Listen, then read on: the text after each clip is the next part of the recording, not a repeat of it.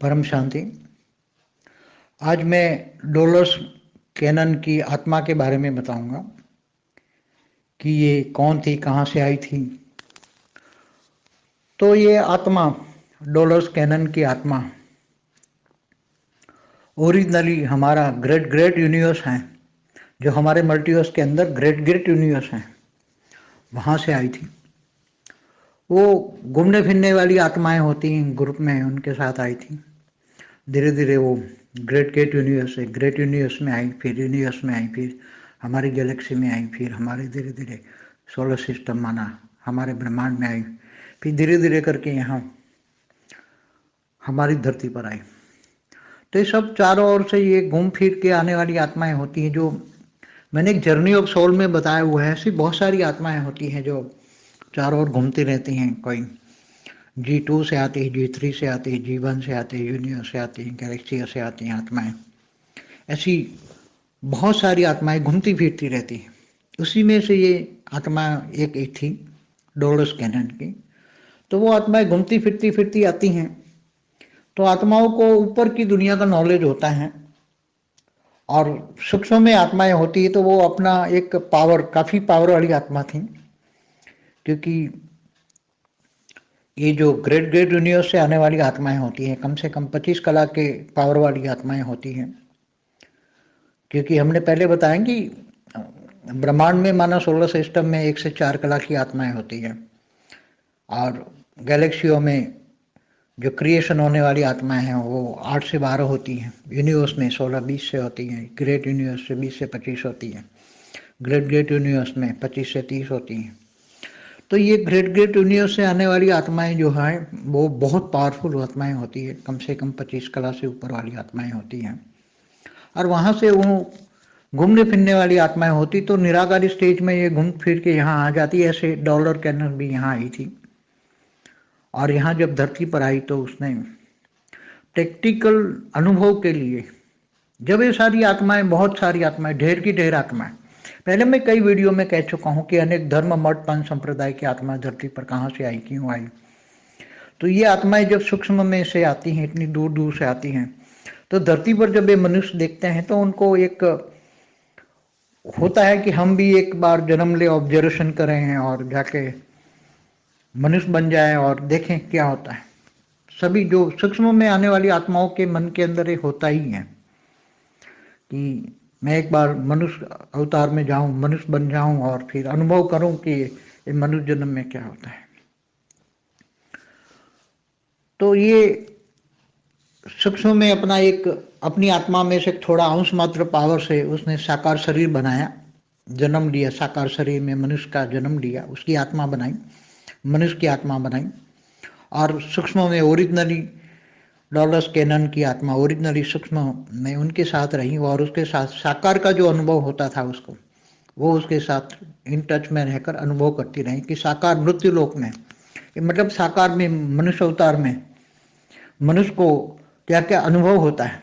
वो खुद ओरिजिनली खुद नहीं आई, उसने अपना एक अंश मात्र पावर निकालना, जिनको हम कहते हैं कि एक सेल, एक आत्मा में से पावर का सेल निकाला और उसकी आत्मा बनाई, और उसका मनुष्य आत्मा बनाई, और मनुष्य आत्मा के उस आत्मा के आसपास वो रहने लगी, इर्द गिर्द रहने लगी। तो बचपन से लेकर जो भी हैं, तो ये सभी अनुभव करने लगी। उसको अनुभव करना था, उसको ये नॉलेज था। बहुत दूर दूर से आने वाली आत्माओं को काफ़ी नॉलेज होता है कि हम प्रैक्टिकल खुद नहीं जाएंगे, हम अपना एक सेल डाल के एक आत्मा बनाएंगे, मनुष्य आत्मा बनाएंगे, और उसके आसपास रहकर हम उसको ज्ञान का अनुभव करेंगे। स्थूल वतन का मतलब मनुष्य अवतार का, मनुष्य में रहकर मनुष्य अवतार में क्या क्या फीलिंग करता है, मनुष्य क्या क्या फीलिंग करता है बचपन से लेकर।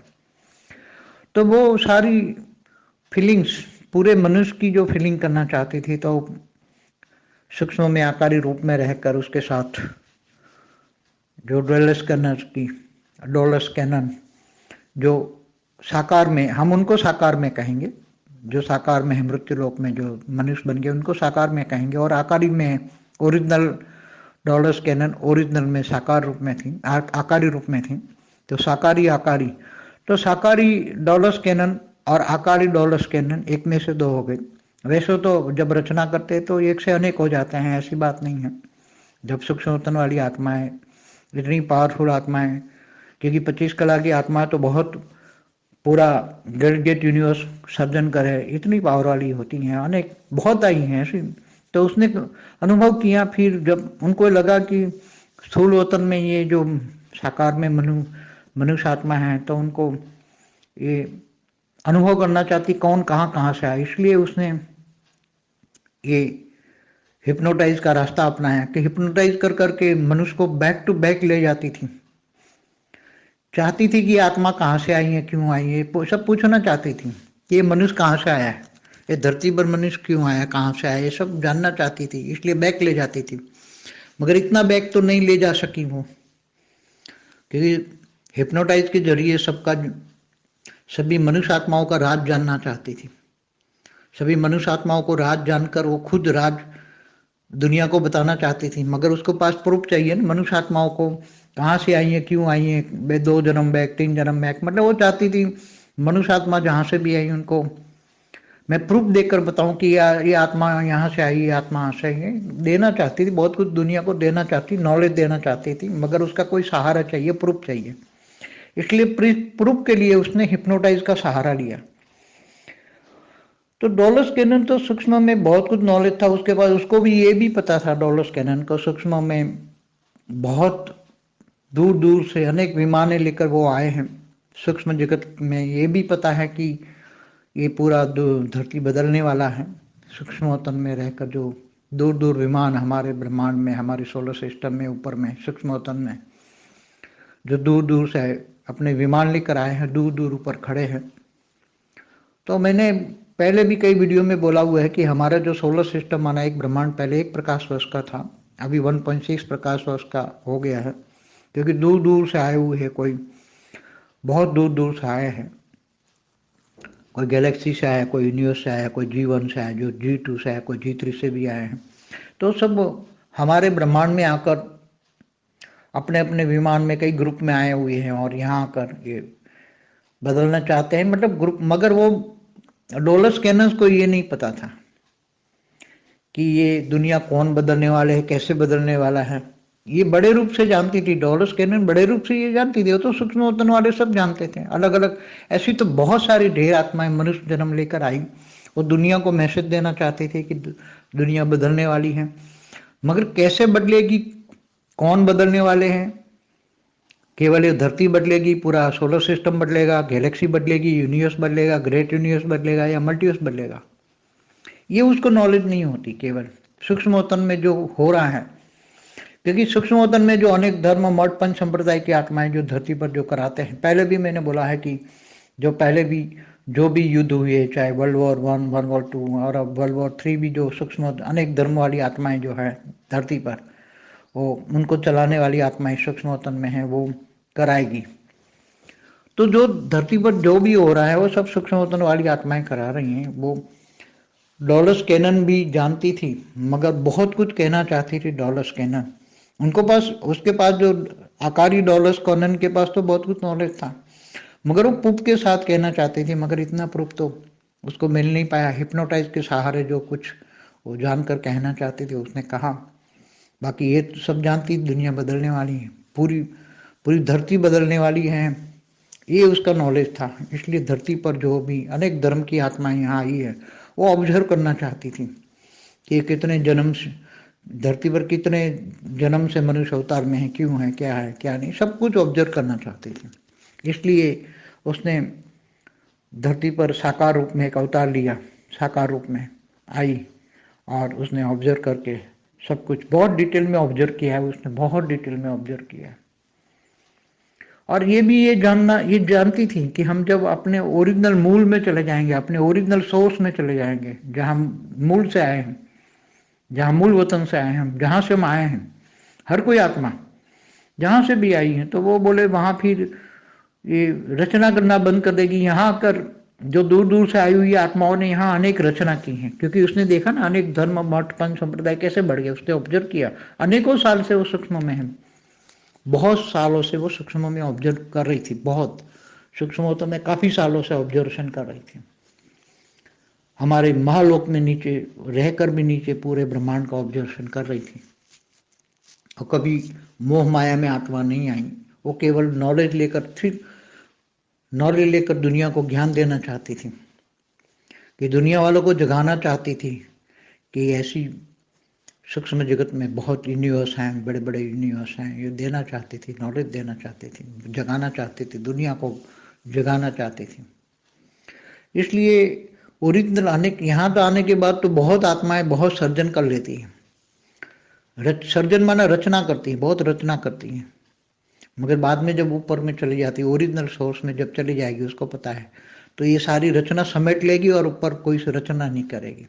वापस में जब जाएगी, जैसे ये G2 से आएगी, तो G2 में जब वो जाएगी तो हर कोई आत्मा जहाँ से आती है उसका ओरिजिनल मूल जहाँ जाएगी वापस, तो उसको ये भी पता है जब सब कुछ बदल जाएगा तो जो आत्मा जहाँ से आई वो वापस अपने मूल में जाएगी, तो अपनी अपनी रचना को समेट लेगी। सब अपनी अपनी रचना को समेट के ऊपर ओरिजिनल सोर्स में अपने मूल वतन में चली जाएगी। मूल वतन में माना जो आत्मा जहाँ से आई है, कोई G1 से आई है, कोई G2 से आई, कोई G3 से आई है, कोई मल्टीवर्स के बाहर से भी आई है, तो बियॉन्ड द मल्टीवर्स से आई है, ये भी उसको पता है।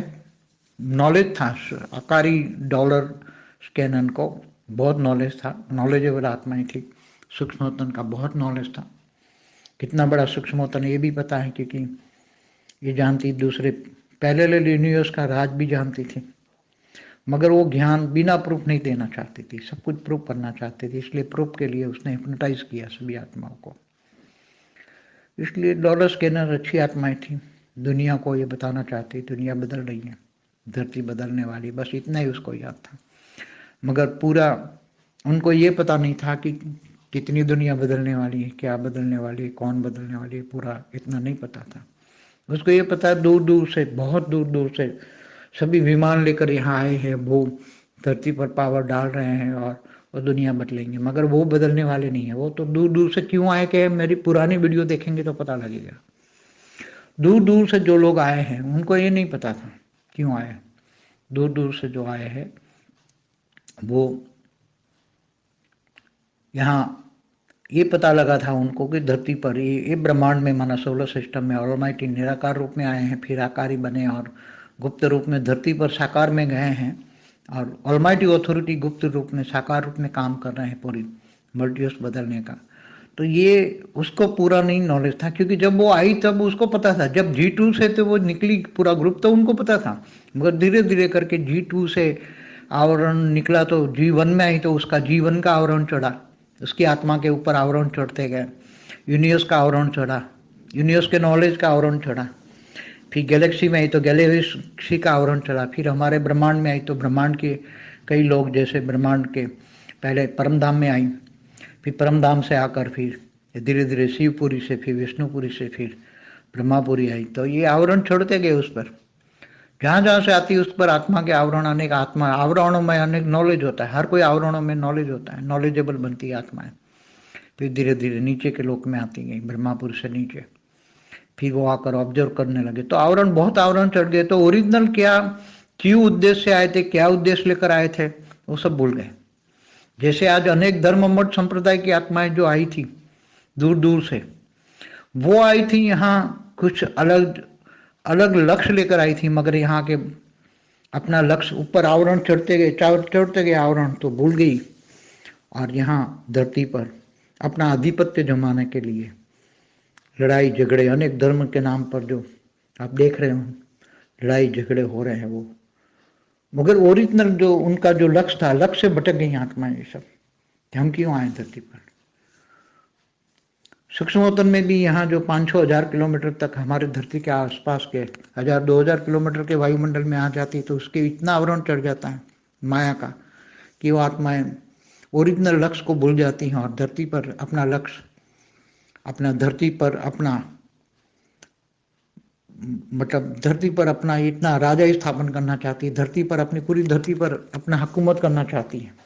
ऐसा उसका वायुमंडल में इतना नेगेटिविटी क्रिएशन, उन पर नेगेटिविटी लोड उन पर आत्माओं पर आवरण के रूप में चढ़ जाता है कि आत्मा एकदम नेगेटिव बन जाती है और क्रूअल बन जाती है, राक्षस बन जाती है, दृष्टि वृत्ति सब बदल जाती है ऐसी आत्माओं की, और वो केवल लड़ाई झगड़ा मेरा तेरा माया में फंस जाती है, 5 तत्वों की दुनिया में मोह में, काम क्रोध लोभ मोह अहंकार में, विकारों में फंस जाती हैं।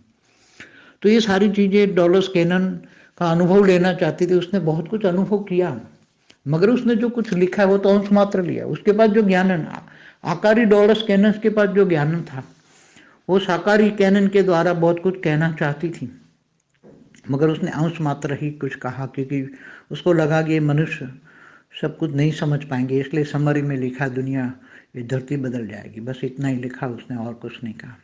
थोड़ा कुछ कहा, बाकी ज़्यादा नहीं कहा, क्योंकि उसको पता था कि मृत्युलोक में ये मनुष्य समझ नहीं पाएंगे और मेरी बातों को कोई समझ नहीं पाएगा। इसलिए डॉलर्स कैनन को इतना नॉलेज होने के बाद, आकारी डॉलर्स कैनन को नॉलेज बहुत होने के बाद, ग्रेट यूनिवर्स तक का नॉलेज होने के बावजूद भी वो धीरे धीरे कुछ अपने वो भी लक्ष्य से भटक गई और कुछ ज्ञान इतना नहीं दे पाए।